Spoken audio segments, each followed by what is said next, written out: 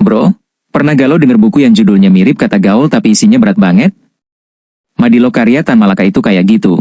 Judulnya ringkes, tapi isinya dipabis. Lo bakal diajak ngegali pikiran, fakta sejarah, dan logika yang bikin lo mikir ulang cara pandang lo sama dunia. Madilog adalah singkatan materialisme dialektika logika. Esai panjang yang ngebahas gimana negara kita masih terjebak logika mistika, kayak tahayul, dan gimana kita harus lompat ke pemikiran ilmiah yang rasional. Ditulis sama Tan Malaka pada Juli 1942, Maret 1943 pas ia lagi ngungsi di Batavia. Seminggu nulis 3 jam, total 720 jam buat bikin pemikiran brilian ini. Isinya bukan sekadar ngebahas teori, tapi nyelekit banget soal budaya kita. Dari cara mikir gaib sampai rasa ketergantungan sama tahayul, yang bikin lo mikir, gila, gue juga pernah begitu. Lo pernah gak ngerasa, kenapa lo harus percaya hal mistis dulu baru berusaha? Lo merasa struggle antara percaya Tuhan versus kerja nyata? NU ngeluh soal hidup terus dikatain, syukuri aja. Padahal situasinya rumit?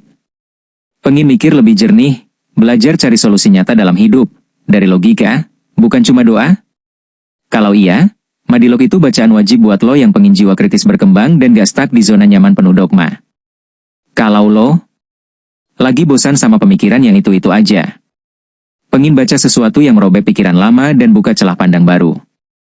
Atau pengen memahami filosofi dasar yang pernah bikin negara kita maju. Madilog itu buku yang wajib lo beli. Ayo mari sama-sama share pengalaman kamu setelah membaca Madilog. Bro, pernah gak sih lo ngerasain perjuangan seorang revolusioner yang dipenjara berulang kali, tapi selalu bangkit demi kebebasan dan gagasan? Di buku Dari Penjara ke Penjara karya Tan Malaka, lo bakal merasakan perjalanan hidup yang brutal, inspiratif, dan penuh refleksi, langsung dari sosoknya sendiri. Ini adalah autobiografi revolusioner. Tan Malaka mencatat kisahnya yang ditahan berkali-kali, dari penjara Belanda, Filipina, hingga pelarian ke Shanghai, Hong Kong, dan balik ke Indonesia setelah Jepang datang. Dia bilang, barang siapa yang ingin menikmati kemerdekaan sejati, harus siap kehilangan kemerdekaan diri sendiri. Makna penjara bukan cuma secara fisik, tapi juga penderitaan ideologi dan integritas. Lo pasti pernah ngerasain berjuang buat sesuatu yang lo percayai, sampai nyaris kehilangan kebebasan atau nyawa. Berhadapan dengan sistem yang menekan, tapi lo tetap gak mundur. Merasa ide lo keras kepala, bahkan ditentang banyak pihak, tapi di akhir lo paham, kadang itulah harga yang harus dibayar. Tan Malaka mencerminkan semangat itu, dia terus bergerak, meski penjara dan pengawasan menghalangi. Kalau lo tahu perjuangan itu bukan soal tawa atau pujian, tapi tentang keluar dari penjara, literal simbolik. Mau baca buku yang bikin lo bergidik mikir? Cus buruan baca buku ini dan share pengalaman lo.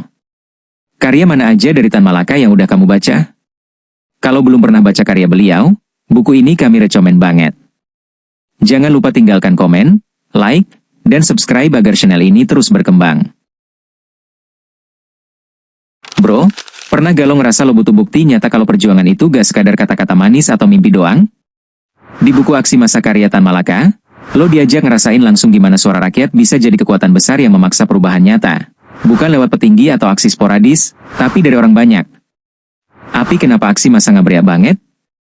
Tan Malaka jelasin kalau revolusi bukan soal put-an, segerombolan kecil. Itu cuma aksi egois. Dia bilang aksi masalah yang punya power, karena lahir dari ekonomi dan politik rakyat kebanyakan. Dia kupas habis konsep, jangan cuma nunggu cahaya kekinian, tapi gerakan nyata yang solid dan terorganisir. Massa yang sadar kelasnya, barulah bisa bikin impact. Dari Calcet Tan Malaka, yang 2 kali keasingan, penjara, pulang pergi ngungsi, keluar pemikiran, masyarakat harus bangun bareng lewat aksi rakyat bukan pakai kediktatoran. Lo pasti pernah ngerasa. Banyak orang ngomong, ya udah berdoa aja, pas lo pengen perubahan nyata. Dongkol karena yang besar malah malu turun lapang, tapi ngarep perubahan? Pengen naik dari keluhan doang, jadi aksi nyata. Jangan cuma di grup WA, tapi di jalan juga. Nah, Tan Malaka bilang itu langkah awal doang. Revolusi harus dari rakyat, hidup bareng, sadar bareng, berani turun bareng. Udah baca? Share dong, inspirasi bagian mana yang bikin lo pengen turun aksi? Cus ambil sekarang. Siapin waktu serius, secangkir kopi, dan siap-siap kepala lo dijewer pemikiran revolusioner. Ayo bro, gimana menurut lo? Aksi massa itu buat lo artinya apa? Bro, Pernah galau ngerasa perjuangan itu harus terstruktur, bukan asal demo, tapi ada strategi jelas? Di buku Gerpolek karya Tan Malaka, 1948, lo bakal diajak memahami gimana gerilya, politik, dan ekonomi itu harus jalan barengan untuk perjuangan yang benar-benar merdeka simbol benturan. Tapi kenapa Gerpolek ini bikin lo mikir keras? Judulnya singkatan dari gerilya politik ekonomi, 3 pilar strategi revolusi yang disusun Malaka saat di penjara Madiun. Ia nyeritain bahwa pertahanan terbaik malah dengan menyerang. Pertahanan yang sebaik-baiknya adalah yang dilakukan dengan menyerang. Strategi lengkap. Gimana gerilya harus berjalan bareng politik rakyat seekonomi mandiri. Biar kemerdekaan bukan cuma kemerdekaan kata doang, tapi merdeka total. Buat lo yang capek sama aktivis yang cuma di medsos, pengen belajar strategi revolusi dari akar rakyat, atau sekadar penasaran sama pemikiran revolusioner Indonesia, Gerpolek wajib banget lo baca. Udah baca? Belum baca? Kalau sudah baca, share dong, strategi Gerpolek mana yang paling bikin lo mikir, ini baru strategi revolusi sejati. Kalau belum baca, langsung cus ambil, siapin kopi, buka halaman pertama, dan siap-siap pikiran lo kedip-kedip ngerasa, dijewer, oleh strategi pintar Tan Malaka. Kalau lo suka insight kayak gini, jangan lupa like, share ke temen lo, dan subscribe biar gak ketinggalan rekomendasi buku revolusioner lainnya. Bro, pernah gak lo mikir perjuangan Indonesia itu dibikin blueprintnya jauh sebelum proklamasi? Nah, di buku Menuju Republik Indonesia karya Tan Malaka, ditulis 1925, lo bakal diajak nyemplung ke pemikiran tajam soal bentuk negara, strategi perjuangan, dan bagaimana melibatkan rakyat dari bawah. Tapi kenapa Menuju Republik Indonesia ini meledak di masa itu?